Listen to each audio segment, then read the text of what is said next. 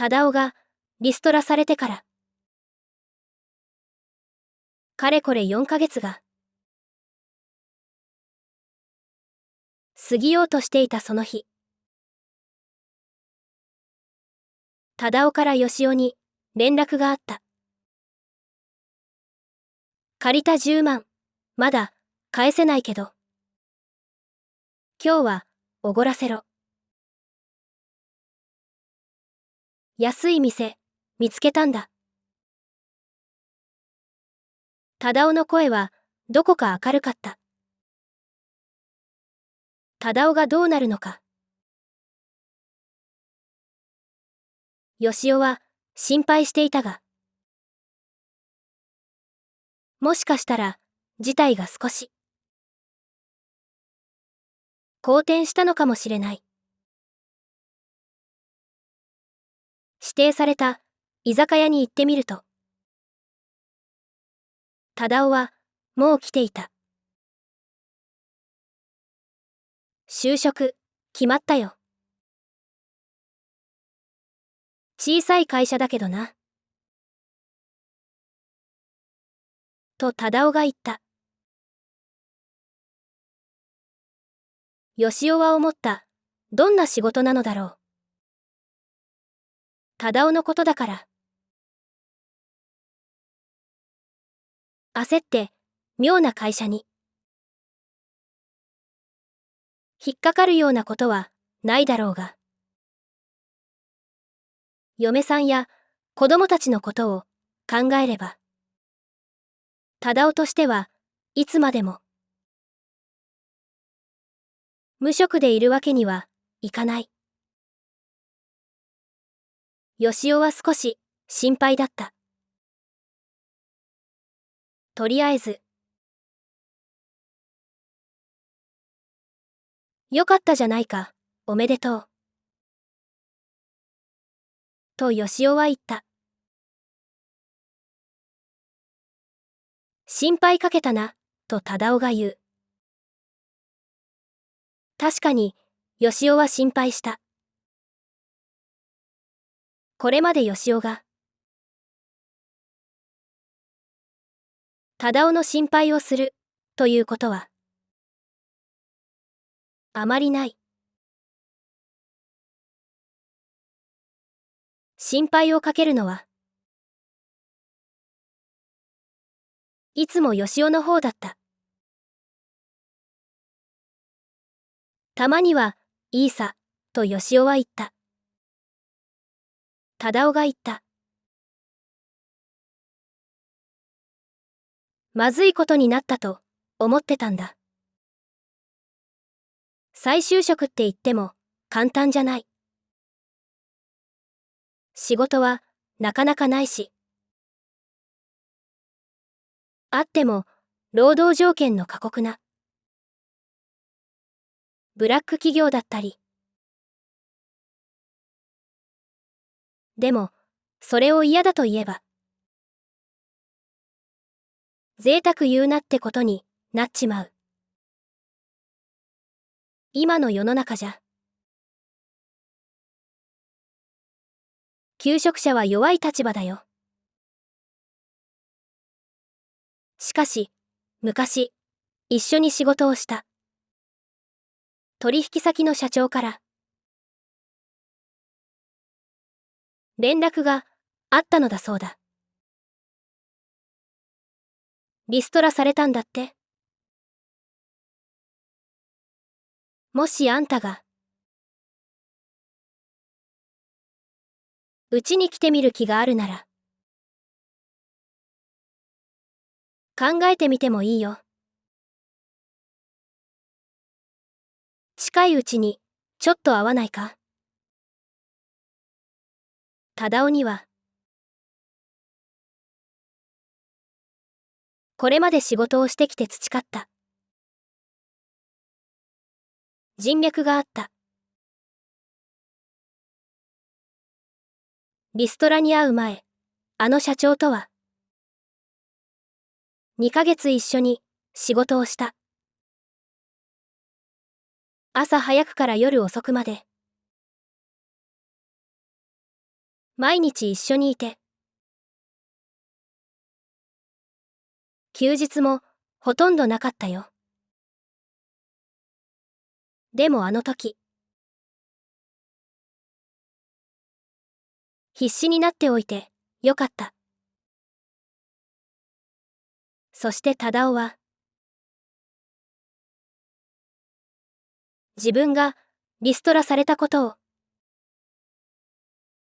ようやく家族に打ち明けた。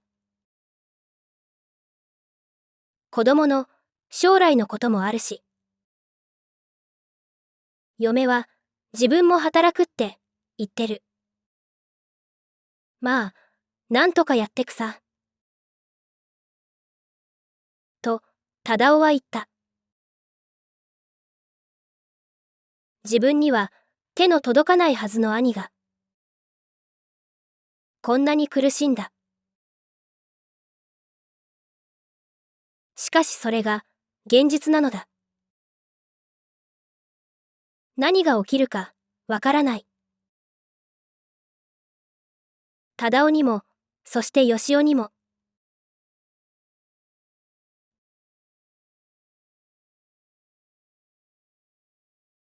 仕事の後、義雄は浜中に、先日の駅前の居酒屋に誘われた。そして浜中は、陽子の不倫の噂について、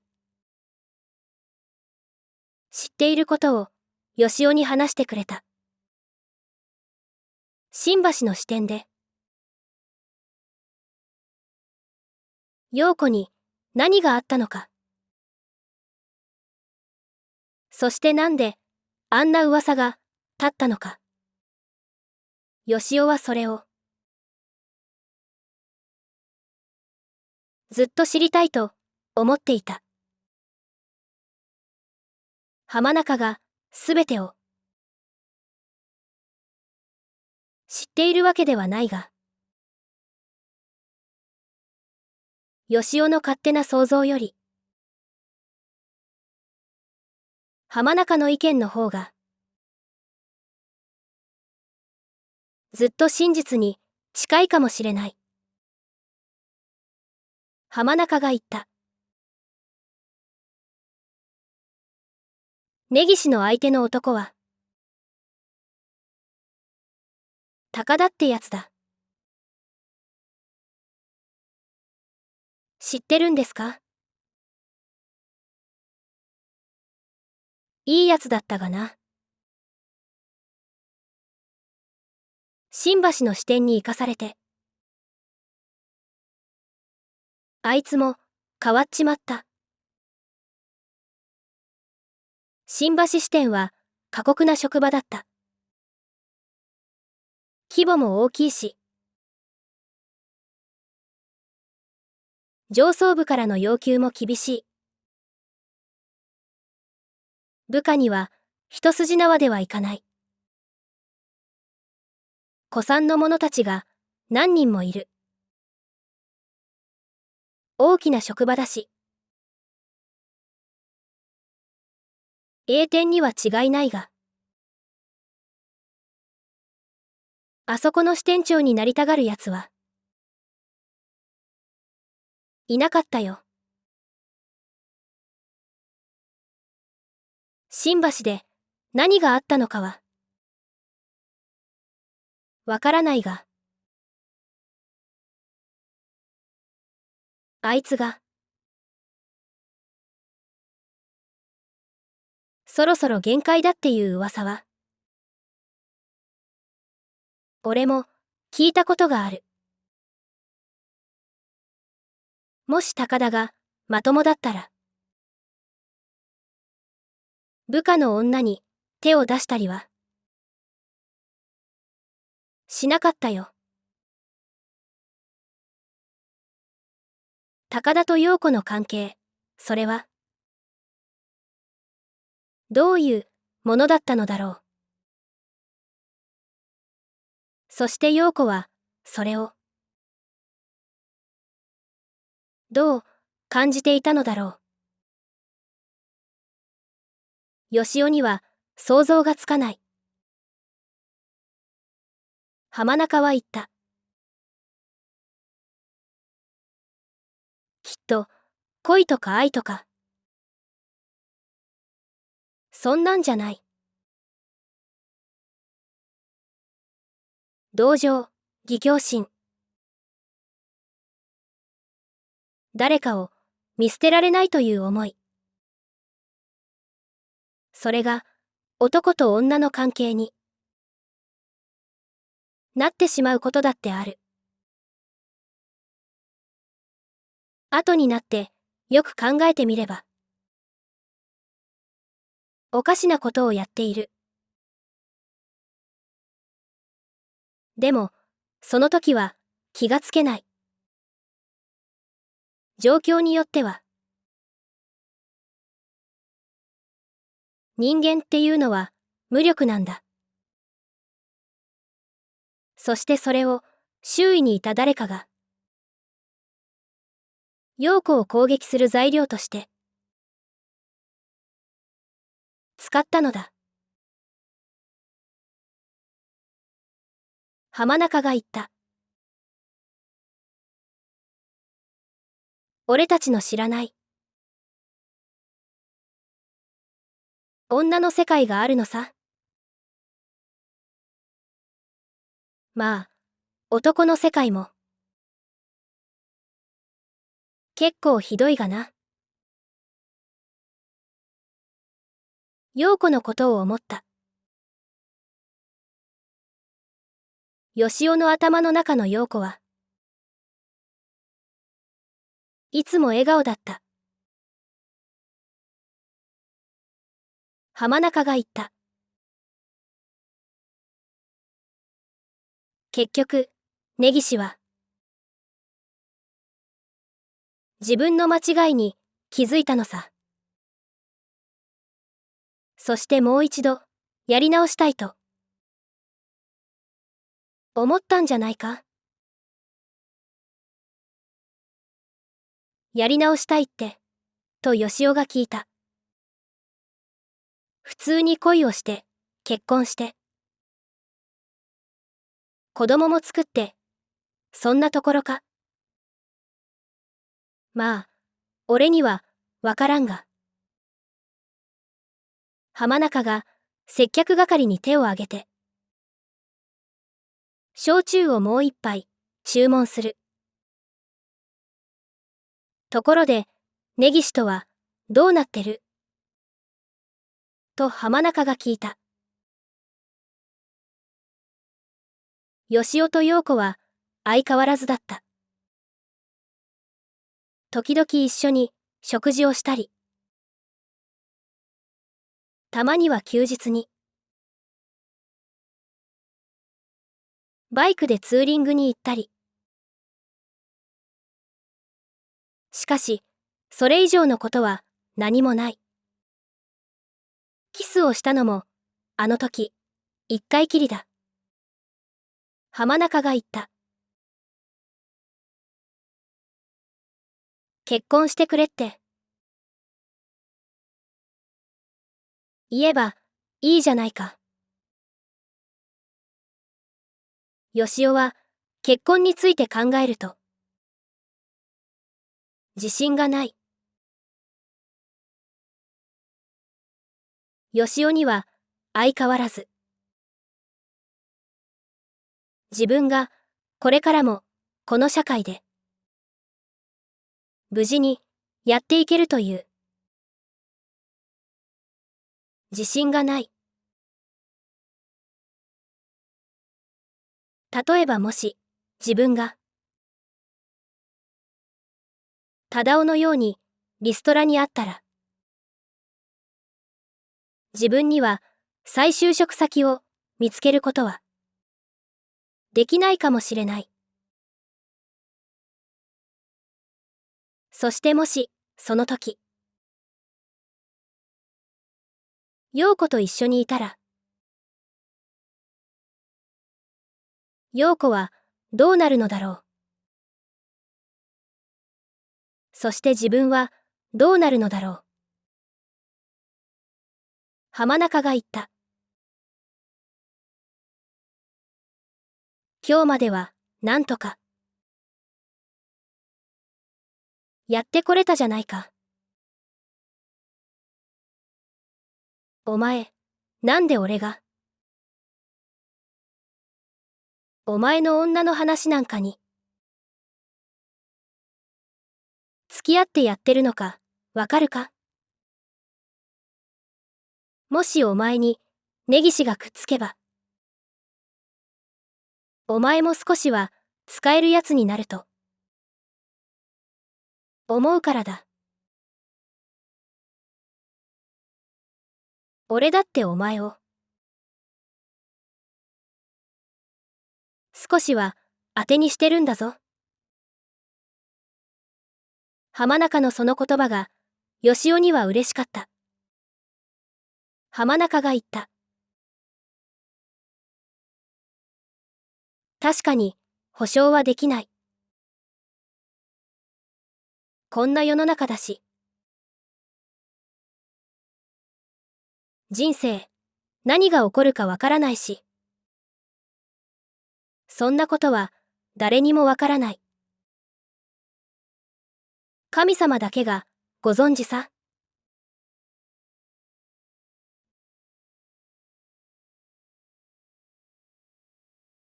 よしおが住んでいるアパートから。歩いて、15分ほどのところに。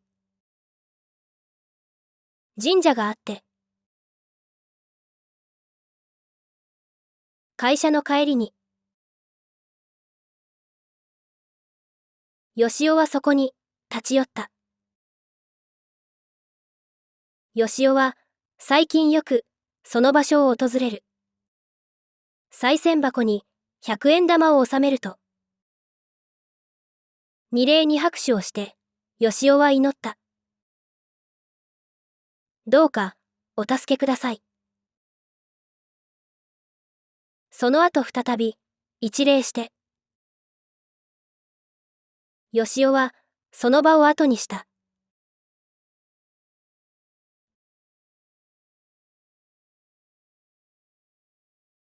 その翌日は、土曜日で、休日だった。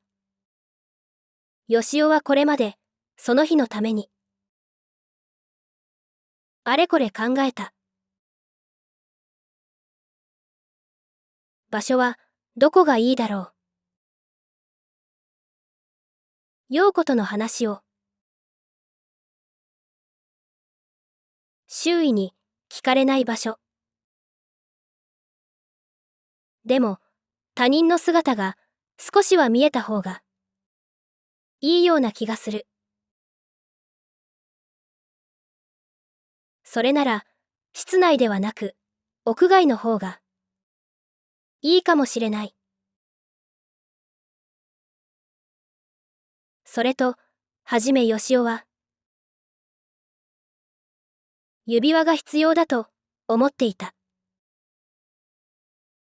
しかし指輪には、サイズがあり、陽子の、指のサイズを聞くには、先に、話をしなければ、ならないのだと、気がついた。それに、相手の了解ももらわずに、いきなり指輪を差し出すというのも、どんなものだろう、とよしおは思った。だからとりあえず、その日は指輪は、なしだった。そして一番大切なこと。陽子にどう話すかだ。一生、君と一緒にいたい、とか。君をきっと、幸せにする、とか。そんな風に言った方が、いいのかもしれない。しかし実際に、陽子を前にしてみると、よしおには、とても、そんなことは言えなかった。よしおはひどく緊張していた。なんとか平静を装おうと必死だった。しかし、見てみると緊張しているのは陽子も同じらしかった。陽子はよしおが何を言おうとしているのか分かったらしい。秋の湘南の海岸。よく晴れた空の下に静かな海がどこまでも広がっている。よしおの口から出たのはこんな言葉だった。俺たち結婚してみる。妙な言い方になってしまった。と、よしおは思ったが、もう取り返しはつかない。しかし陽子は言った。うん、いいよ。そして、その時よしおは、今言った自分の言葉に、責任を持たなければならないと、思った。よしおが、陽子の手を取った。陽子の手が、よしおの手を握る。二人は、しばらく、そのまま。互いの手を、感じていた。それじゃあ、そうしよう。と、よしおが言った。うん、わかった。と、陽子が言った。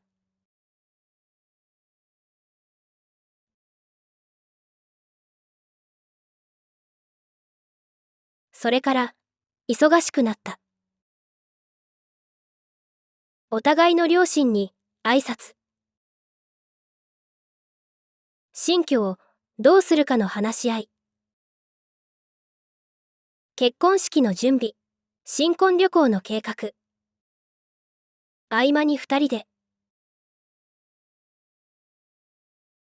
バイクに乗って、ツーリングに行った。千葉の南房総に、足を伸ばした。婚姻届はもう、役所に出してあった。風を感じながら、よしおは思った。陽子は、自分の、嫁さんになってくれた。自分を、受け入れてくれたのだ。